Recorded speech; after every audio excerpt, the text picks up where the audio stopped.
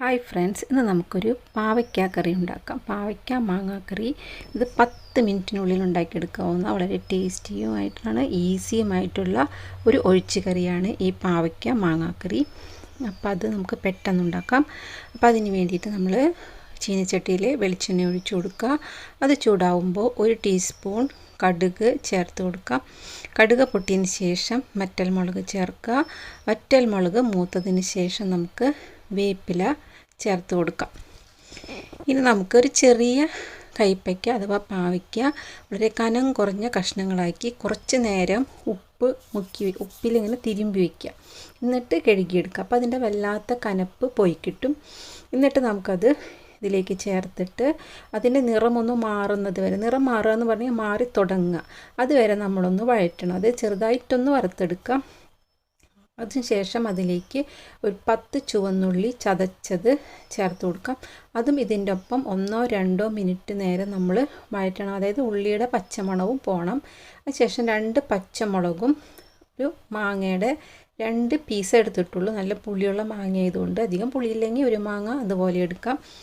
ഇനി അതും നമുക്ക് ഇതിനോടൊപ്പം ചേർത്ത് 1 മിനിറ്റ് വഴറ്റാം. അപ്പം ഇങ്ങനെ വഴറ്റുമ്പോൾ തന്നെ ഇത് ഏകദേശം ഒരു അരമുക്കാൽ ഭാഗത്തോളം വേവും. കാരണം നമ്മളൊക്കെ കനം കുറച്ച് എറിഞ്ഞിട്ടുള്ളതാണ്, ഒന്നിനും അധികം വേവില്ലാത്തത് കൊണ്ട്. ഇനി നമുക്ക് പൊടികൾ ചേർത്ത് കൊടുക്കാം. ഇതിലേക്ക് നമ്മൾ മുളക് പൊടി 1/2 ടേബിൾ സ്പൂൺ ചേർക്കുന്നുണ്ട്. നമ്മൾ 2 പച്ചമുളക് ചേർത്തിട്ടുണ്ട്. അപ്പോൾ അതിൻ്റെ എരിവ് എന്തായാലും ഉണ്ടാവും.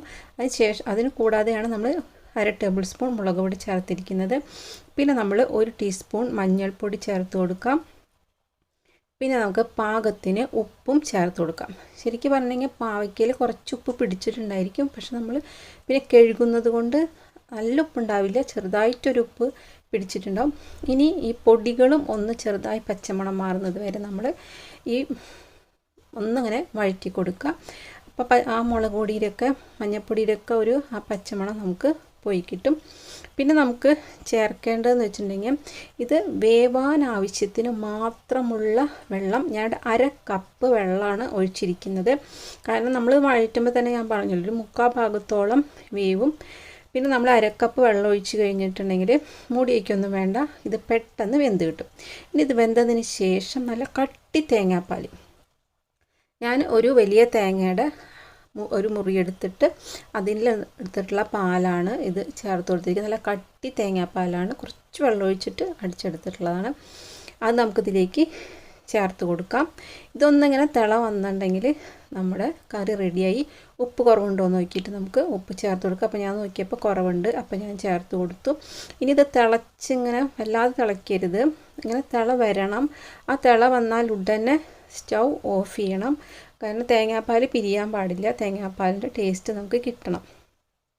അവസാനം കുറച്ച് കറിവേപ്പിലയും കൂടി ചേർത്ത് കഴിഞ്ഞാൽ നമ്മുടെ സ്വാദിഷ്ടമായ പാവയ്ക്ക മാങ്ങാക്കറി റെഡിയായി. അപ്പോൾ എല്ലാവരും ട്രൈ ചെയ്ത് നോക്കുക.